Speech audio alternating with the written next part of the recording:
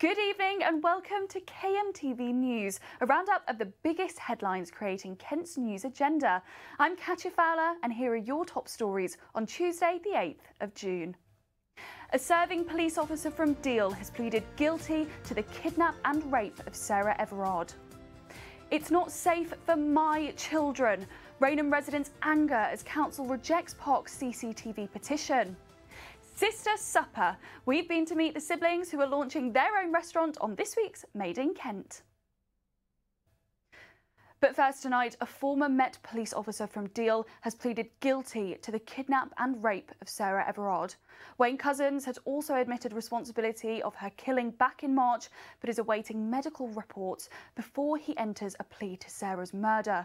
With more details, Christina Curtis joins us live from the Old Bailey earlier on Kent Tonight. Yes, so I'm in London at the Old Bailey Court where it's been a big development in the case of the alleged murder of Sarah Everard today. So what we know so far is that former Met police officer Wayne Cousins, who was charged in March with the alleged murder and kidnap of Sarah, appeared in court today via video link from HMP Belmarsh. He spoke only to plead guilty to 2 charges, one of rape and one of kidnapping. However, he was not asked to enter a plea in regards to her alleged murder. Instead, the court heard that he admits responsibility for the killing, but is awaiting medical records before he then enters a plea. And these reports are said to relate to his mental state. And just remind us of some of the details of that case. Yes, so this is a case that has been covered nationally. So what we know so far is that 33-year-old Sarah Everard was walking in London on her way home before she disappeared. A week later, unfortunately, her remains were found in Ashford near Great Chart, which is more than 50 miles away from where she said to have gone missing. A post-mortem revealed she had been strangled. Cousins was charged that week with her kidnap and murder. Now, he's due to appear in court next month and is said to be a trial held later this year. Now, a man accused of murdering PCSO Julia James has also appeared at the Old Bailey today. Callum Wheeler is charged with killing the mum of 2 while she was walking her dog in Snowdown back in April. The 21-year-old from Aylsham has not entered a plea, but is due to do so in October, with a trial date set for the 29th of November at Canterbury Crown Court. Parents in Rainham say their park is a no-go zone because of an increase in antisocial behaviour. A petition to reinstall CCTV at Rainham Rec was turned down by Medway Council, sparking anger amongst residents. They say the move will allow criminals to run riot, but campaigners say they haven't given up just yet. Leisha Gallagher has the story.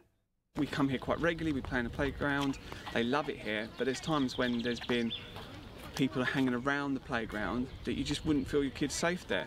A playground should be a place of pure joy for children and their families, but one park in Rainham has been hit by graffiti, constant antisocial behaviour and even alleged county lines drug dealing.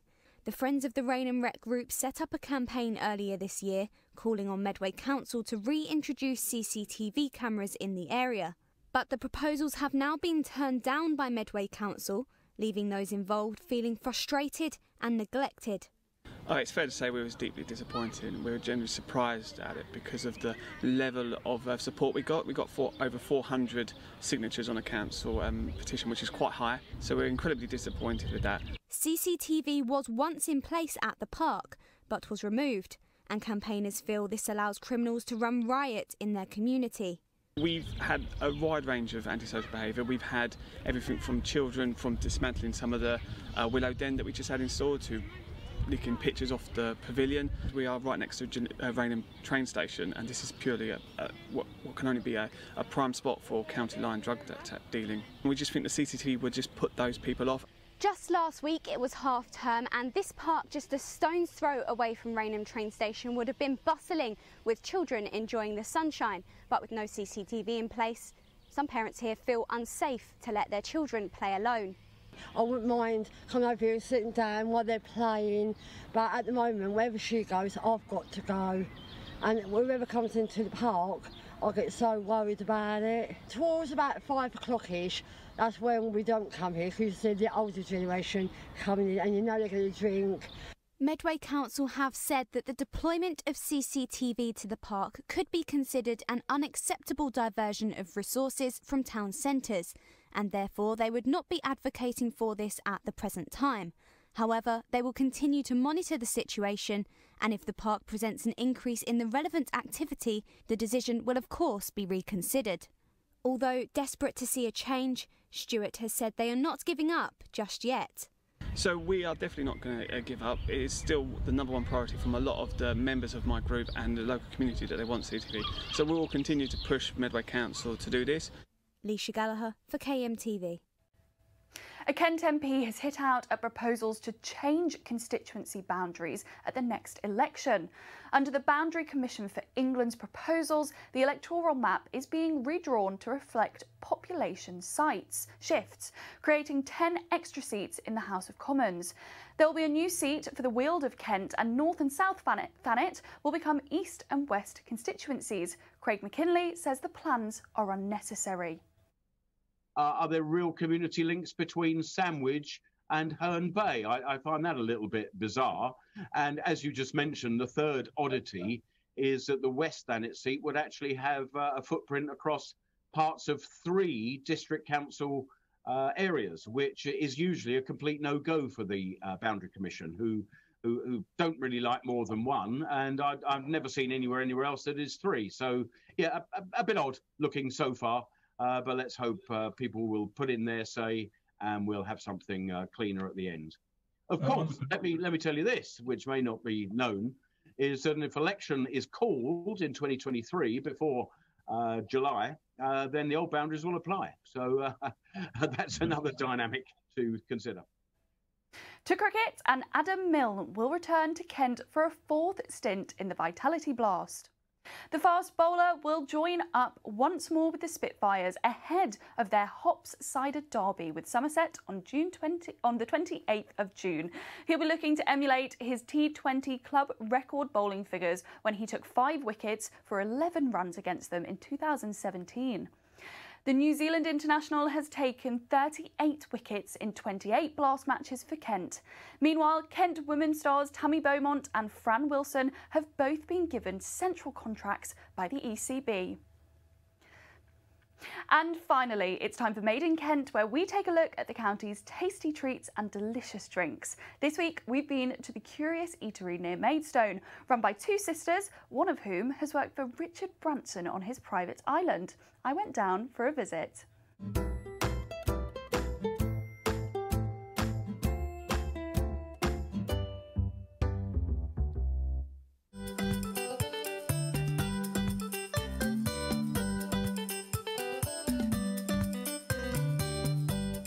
On this week's edition of Made in Kent, I'm here at the Curious Eatery near Maidstone, where 2 sisters have taken their African heritage, given it a Kentish twist, and created seasonal menus. So I think people love sometimes little twists and turns that we put in the menu using Kentish ingredients, which is something that's not really anywhere else. It's just there's certain things you grew up with that are nostalgic to us that we wanted to put in our food, because if it made us feel that good, we were hoping it would make them feel that good. You know, your dad's oxtail on Sundays. It's more like a nostalgic thing. Nicole met one of their chefs, Ollie, while working on Richard Branson's private island, and they say having their own business was the only option after such a unique job. And it was really fun as well, though, because I came from a yachting background where you had to kind of make up stuff on the spot with provisioners and all sorts of crazy stuff going on. And, you know, working on that island was just the same. It was like thinking on your feet and looking at what was around and what you can use for what. And, yeah, no, he's the best guy in the world, by the way, Richard Branson. I couldn't think of a better boss. And true to their roots, they're still trying to change up their menu daily, if necessary, to make sure they're making the most of what produce is at its very best. And with sustainability at the heart of their ethos, they source their produce for their menu hyper-locally, either from a local farm or their own allotment. In the summer, from the allotment, our stuffed deep-fried courgette flowers are always a hit. Yeah, through the whole of the summer, I don't think we ever have to buy in any courgettes or courgette flowers or pumpkins, that kind of. And they're encouraging yet more biodiversity into the outdoor eating area with raised beds full of edible plants and flowers specifically to encourage bees. When we planted this garden up, one of the things that we did have in mind were the bees. I love coming here in the morning, and it's so quiet, occasional car, but you can hear them all buzzing about, and they don't bother anybody. People sit and they love to watch them. It keeps us away, off people's food and drink, and we live quite naturally and happily together.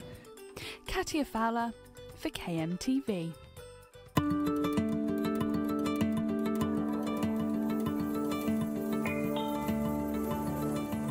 It's going to be fairly cloudy but mild evening across the county tonight. Overnight lows of 13 degrees in Tunbridge Wells. It's a bright and sunny start tomorrow morning. Some cloudy skies in Chatham, highs of 19.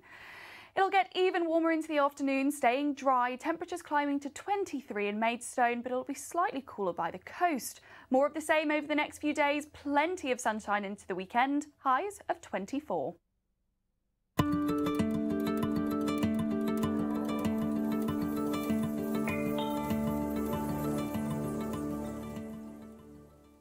That's it from us this evening on KMTV. Have a lovely evening.